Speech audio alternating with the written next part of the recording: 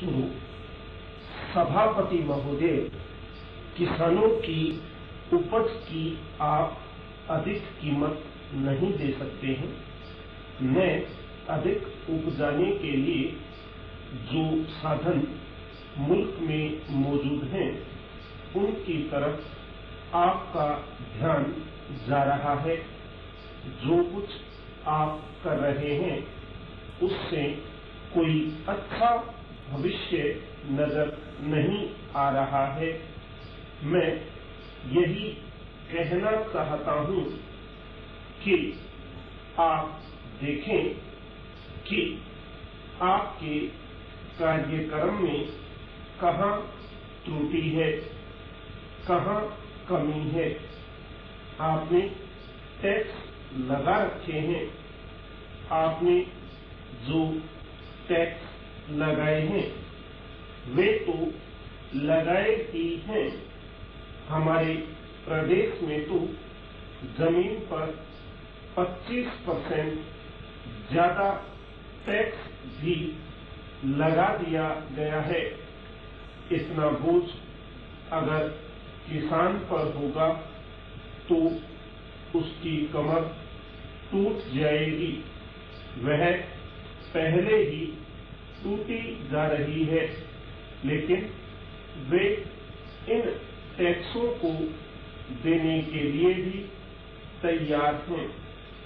यदि आप उस तरह के साधन उन किसानों के लिए तैयार करें, पर हमारे उत्तर प्रदेश के कुछ जिले हैं, पूर्वी जिले हैं, जहां पर बहुत बुरी हालत है।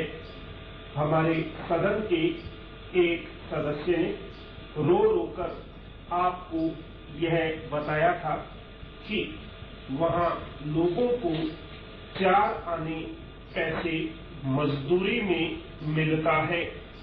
इतनी ही एक दिन की उनकी मजदूरी है।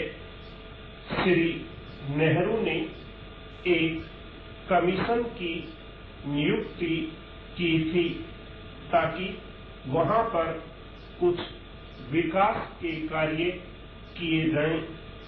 वह स्कीम भी अब खटाई में पड़ गई है। आपका ध्यान इन तमाम चीजों की ओर कैसे दिलाया जाए, कैसे आपका ध्यान इन तमाम मुसीबतों की ओर आकर्षित किया जाए, समझ में नहीं आता है। पर यातायात के साधनों की हालत यह है कि ट्रेनों में तीसरे दर्जे में भीड़ भाड़ का कोई ठिकाना नहीं है, उसकी कोई हद नहीं है। हर रोज ऐसा मालूम पड़ता है कि कोई मेला चल रहा है। आपके पास अच्छे इंजन हैं, अच्छे गति वाले इंजन हैं, लाइन भी अच्छी है, तो क्यों नहीं तीसरे दर्जे के अधिक डिब्बे लगाए जाते हैं। लोगों को कुछ सुविधा मिल जाए।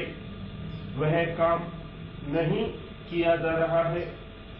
आपको किसान की, देहात में रहने वाले आदमी की, मजदूर की परवाह नहीं है, जो तमाम मुसीबतों को झेलता है। आपके तमाम कार्यक्रम को पूरा करने की उसमें कहां से ताकत आएगी? कैसे वे अधिक अन्न उपजाकर आपको दे सकेंगे? आप इन सब पर सोच विचार करें। आपने बड़े बड़े फोरम बना दिए हैं। क्या उन्हें आपके फोरम से कोई लाभ मिल रहा है? पर सभापति महोदय, सरकार ने कई कृषि फोरम खुले हैं, क्या ये फोरम घाटे में नहीं चल रहे हैं?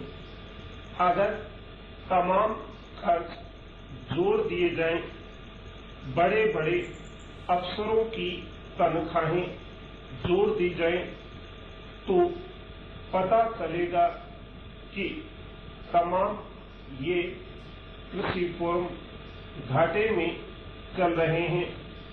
क्या इसी तरह से आप तमाम किसानों को घाटे पर खेती करने के लिए मजबूर करेंगे? खैर, जिस क्षेत्र से मैं आता हूं, वहां एक पुल बना है। मैंने 10 वर्ष तक अपनी असेंबली में इस पुल के लिए कोशिश की है।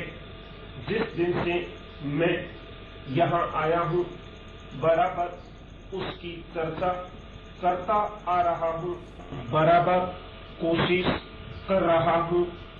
मैं कहता हूँ कि गंगा पर वह पुल बने। उस पुल को बनाने का आश्वासन भी मिला था। एक प्रश्न के उत्तर में यह जवाब दिया गया था, यह कहा गया था कि इसको हाथ में लिया जाएगा। अब मालूम हुआ है कि उस स्कीम को उठाकर ताक पर रख दिया गया है और यह पुल नहीं बनेगा। इन लोगों ने क्या कसूर किया है, यह मैं आपसे जानना चाहता हूं।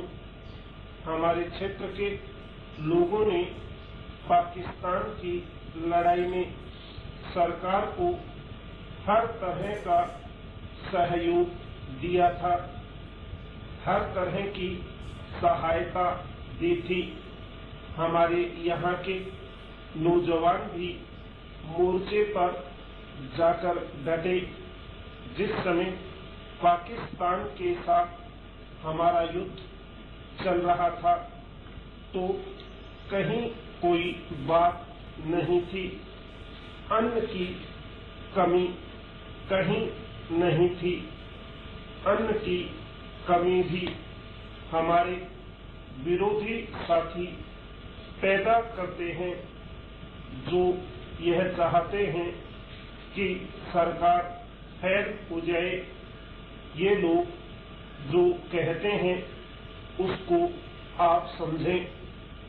एक तरफ तो हमारे मित्र की बात है जो देश के बड़े बड़े शहरों में दंगे करवाते हैं, दूसरी तरफ हम हैं जो कि इनकी बातों को नहीं समझ पाते। इनको तमाम वे लोग मिल जाते हैं जो बेकार होते हैं या जो दंगे करवाने के लिए उत्सुक हैं। इसलिए सरकार का इन तमाम चीजों की तरफ ध्यान जाना चाहिए और उसको सोचना चाहिए कि